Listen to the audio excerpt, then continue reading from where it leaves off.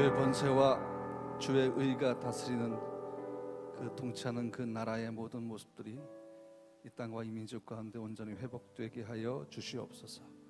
예수님의 이름으로 기도합니다. 아멘.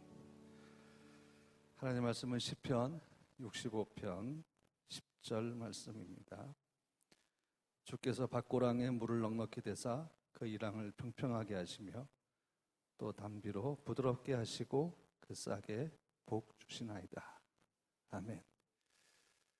국가기도회 이제 끝을 맺는 시작 속에서 저는 여러분과 함께 희망과 비전과 소망에 대한 말씀을 묵상하고 싶습니다. 프라하에서 이 설교에 대한 요청을 받고 묵상하는 가운데 시편 65편을 읽게 되었습니다. 그 중에 10절 말씀이 제 마음에 너무 깊이 있게 와닿았습니다.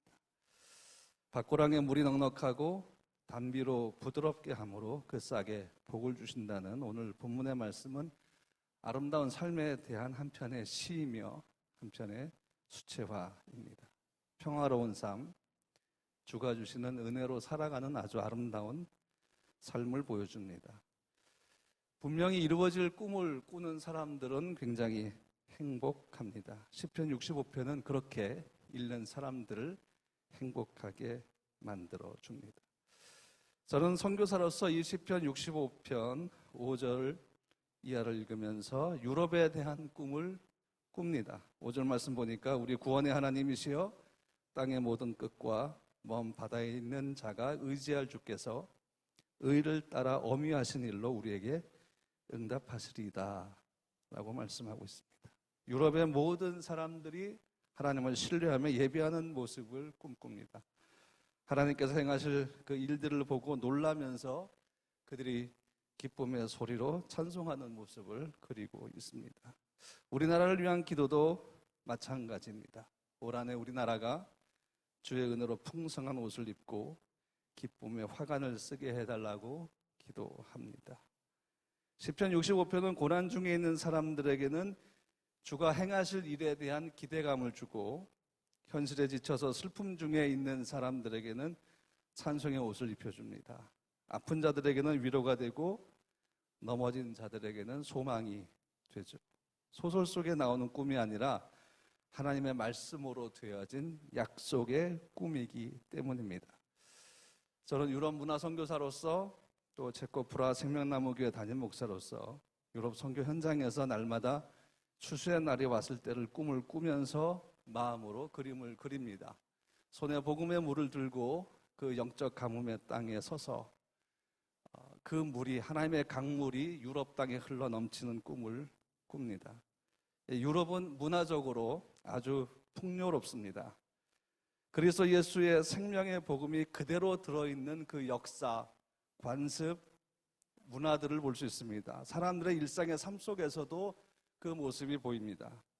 그리고 수없이 많은 예술 작품들 속에 복음의 메시지가 분명하게 들어있습니다. 그런데 사람들은 무관심합니다. 전혀 다른 관점으로 복음의 메시지가 담겨있는 예술 작품들을 바라보고 또 이해하려고 합니다. 그래서 그런 사람들 앞에서 기독교는 그저 지나간 흔적처럼 보이기도 합니다. 과거의 이야기나 전설로 대하는 사람들도 있고 혹은 또 교회에 대한 부정적인 시선을 가진 사람들이 굉장히 많습니다. 그래서 우리가 가진 것과는 전혀 다른 관점을 가지고 복음이 담긴 예술작품들이나 그들 삶과 관습 속에 들어있는 그 복음의 메시지들을 무시하거나 모른 채 살아가고 있는 것을 봅니다. 여호와의 말씀을 인정하지 않는 곳에 일어나는 영적인 가뭄의 현장이죠. 사도행전 28장 26절 말씀 보니까 일러스되 이 백성에게 가서 말하기를 너희가 듣기는 들어도 도무지 깨닫지 못하며 보기는 보아도 도무지 알지 못하는도다 라고 했습니다. 눈을 들어 사방을 보면 곳곳에 복음의 메시지가 보입니다. 그들이 그렇게 아끼고 귀하고 소중하게 여기고 몇 시간씩 먼 길을 달려가서 감상하고 싶어하는 그 예술 작품들 속에도 분명한 복음의 메시지가 들어있습니다. 하지만 그들은 그것을 복음이라고 볼 수 없습니다. 알지 못합니다. 눈치채지 못하고 있습니다. 스페인 말라가 인근에 있는 작고 예쁜 마을에 어느 작은 갤러리가 있는데 거기는 성경의 이야기를 담은 그림들이 전시되어 있습니다. 그리고 그 갤러리 주인은 화가의 딸입니다. 몇 년 전에 저는 그 마을을 방문했다가 그림들이 보고 싶어서 갤러리에 들어갔습니다. 들어갔더니 성경 이야기로 된 많은 그림들이 있는데 특별히 탕자 이야기를 그린 그림 앞에 서서 갤러리 주인에게 설명을 요청했습니다. 그랬더니 그 그림을 그리는 화가에 따른 갤러리 주인이 그 작품에 대해서 설명하는데 이미 제가 다 아는 내용이었습니다. 누가복음 15장에 나오는 탕자의 비유였죠. 그 설명을 다 들은 후에 물었습니다. 왜 당신의 아버지는 성경 이야기들로 그림을 그립니까? 그랬더니 그 이유를 설명하기 시작할 때 첫 마디가 이거였습니다. 우리 아버지는 크리스천이 아닙니다. 그런데도 성경의 이야기들이 그림에 좋은 소재가 되기 때문에 그 이야기들로 그림을 그리고 있습니다. 생명의 하나님의 말씀을 자기가 그리고 싶은 그림의 소재로만 대하고 있는 모습을 봅니다. 언젠가 다시 갔을 때 저는 다시 한번 그 아버지가 여전히 성경의 이야기로 그저 단순히 그림을 그리는지 아니면 그 속에서 생명의 복음을 발견하고 그리스도 예수를 구주로 영접했는지를 물어보고 싶습니다. 저희 가족은 프라하에 살고 있습니다. 저희 딸은 프라하에 있는 학교에 다니고 있습니다. 그런데 그 학교에 영국 교사가 한 명 있는데 갑자기 복도를 지나가는 제 딸을 붙잡아 세우고는 그냥 갑자기 이렇게 질문했습니다. 제 딸의 영어 이름이 엠버입니다. 엠버, 왜 구동매가 아씨의 머리카락을 잘랐니? 나는 그게 도무지 이해가 안 돼. 이렇게 갑자기 물었습니다. 아마 여러분은 어떤 드라마를 얘기하는지 잘 알 겁니다. 구동매가 애신의 곱게 딴 머리카락을 자르는 장면을 이 한류 드라마의 광팬인 영국 교사가 보고 궁금했던 것입니다. 그래서 제 딸에게 물었습니다. 지금 유럽은 한류를 비롯한 한국 드라마 또 K-팝에 관심이 많습니다. 그래서 하나님께서 제게 주신 지혜는 문화의 복음을 담아서 그들에게 전하는 것입니다. K-팝 댄싱 클래스 프라를 통해서 체코 젊은이들에게 복음을 전하려고 애쓰고 있습니다. 살모브스키 박물관에 가면 바로 프라성 정문 앞에 있는 박물관인데요. 체코 화가들이 그린 성경 이야기를 담은 그림들을 비롯해서 그들이 오랜 시간 동안 갖고 있는 문화에 담긴 복음, 그것이 복음이라는 것을 그들에게 알게 하고 싶습니다. 그들의 마음을 열어주고 싶고 그들의 눈을 열어주고 싶습니다. 그들의 관점을 바꿔주고 싶습니다. 하지만 아직도 여전히 그들의 마음은 열리지 않고 있죠. 그러나 포기할 수 없는 것이 바로 유럽 문화 선교입니다. 그래서 저는 문화 선교를 위해서 교회를 개척했고 프라하 생명나무 교회 성도들과 함께 열심히 문화 선교를 감당하고 있습니다. 그 길이 아무리 멀어도 포기하지 않고 여전히 잘 버티면서 유럽 땅에 문화의 복음을 심어서 전하려고 애를 씁니다. 유럽의 미술관과 박물관에는 복음의 메시지를 담은 작품들이 많다고 말씀드렸습니다. 체코에는 공휴일이 참 많은데요. 부활절 연휴, 기독교 선교 기념일, 야누스 순교 기념일, 크리스마스 연휴 등이 있습니다. 하지만 체코의 기독교에는 1%가 안 되죠. 정중하게 복음을 무시하면서 거절을 합니다. 작년 12월 말에 독일 비르츠부르크에서 도시 선교 전략에 대한 것들을 연구하면서 유럽 젊은이들을 위한 강의를 준비했습니다. 그런데 아무리 제가 많은 자료를 가지고 연구를 해도 제목이 떠오르지 않았습니다. 마음속에 깊은 갈등이 생기기 시작했습니다. 내용은 준비되었는데 거기에 맞는 제목이 떠오르지 않았기 때문이죠. 다시 비르츠부르크 시내를 걸으면서 기도하기 시작했습니다. 그때 갑자기 제 마음에 성령께서 주시는 감동이 있었습니다. 그 제목이 뭔가 하면 정중한 무시와 거절이라는 것이었습니다. 유럽이 복음을 대하는 태도가 바로 이 제목 속에 그대로 들어 있었습니다.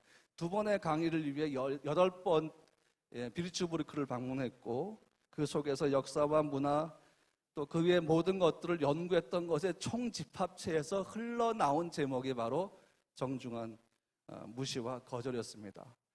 예의에 맞게 무시를 하고 그리고 정중하게 거절하는 모습이 유럽에서 볼 수 있는 복음을 대하는 태도였습니다. 체코 속에서도 마찬가지입니다. 그들 문화와 관습 속에 분명히 기독교적인 요소들이 들어있고 복음의 스토리들이 있음에도 불구하고 굉장히 정중하게 복음을 무시하며 거절합니다. 존 위클리프가 종교개혁의 불씨도를 들었다면 프라하에서는 종교개혁의 불씨를 일으킨 얀 후스처럼 진리를 지키며 성경으로 돌아가고자 애를 썼었고요. 탄압과 압제를 통해 순교의 역사를 체코가 갖고 있지만 지금의 체코의 모습은 복음을 정중하게 무시하고 거절하고 있습니다. 이것은 체코뿐만이 아니라 유럽 전역에서 복음을 대하는 태도입니다. 쉽게 볼 수 있는 태도라는 거죠. 그런데 하나님은 결코 그 땅을 포기하지 않으십니다. 밖에서 바라본 유럽은 영적으로 피폐해져 있는 곳입니다.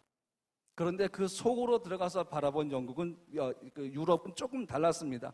유럽 현지 교회들 가운데 부흥하고 있는 교회들이 있습니다.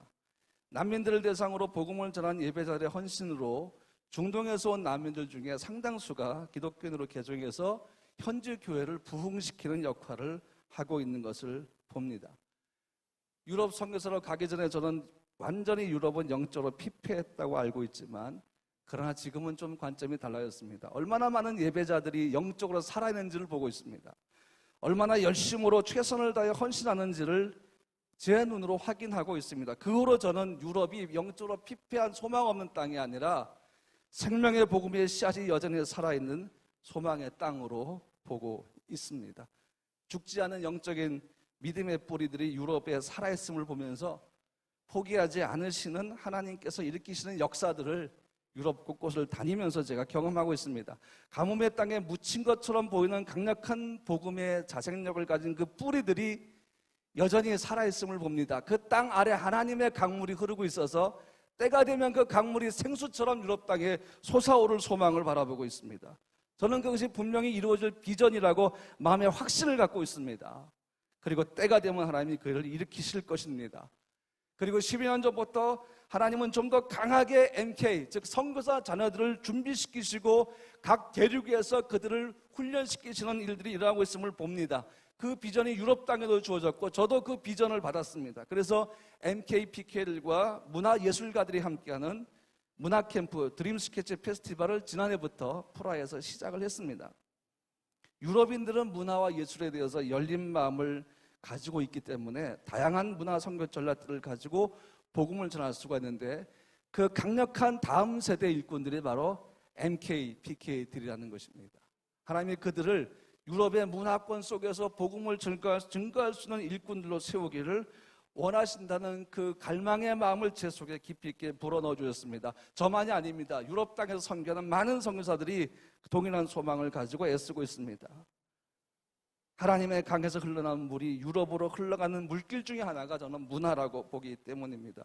이미 유럽이 가지고 있는 복음의 메시지가 담긴 문화와 예술을 그들이 다시 볼 수 있는, 발견할 수 있는 그러한 마음과 눈이 열리기를 기도하면서 그 땅에서 버티며 여전히 복음을 증거하고 있습니다. 밭고랑에 물이 넉넉해지고 단비가 내리는 것은 모두 생명의 역사를 의미합니다. 선교사, 목회자, 예배자로서 복음에 대해 정중한 무시와 거절을 가진 그 유럽 선교 현장에 서 있습니다. 그 제 모습, 그리고 수없이 많은 선교사들의 모습을 봅니다. 그리고 어떤 모습인지를 생각해 봅니다. 영적인 가뭄, 그 가뭄 속에서 생명의 물을 들고 추수의 날을 기다리고 있는 모습들입니다. 저는 한국에서도 수없이 많은 신실한 그리스도인들의 그러한 모습을 보고 있습니다. 유럽은 영적으로 심각한 가뭄의 시간을 보내고 있지만 하나님께서는 계속해서 밭고랑에 물을 넉넉하게 되시고 그 이 땅을 평평하게 하시려고 믿음의 사람들을 계속 세우고 계십니다. 가뭄의 땅인 유럽 선교 현장에서 물을 들고 대한민국을 봅니다. 손에 들고 있는 물에 눈물이 더해집니다. 하지만 가뭄의 때에 손에 물을 든 정말 많은 예배자들의 모습을 또한 보고 있습니다. 예레미야 29장 11절 말씀처럼 우리를 향한 하나님의 생각은 미래와 희망을 주는 것임을 묵상합니다. 바로 우리나라 이 대한민국에도 하나님은 분명히 미래와 희망을 주기를 원하시고 계십니다.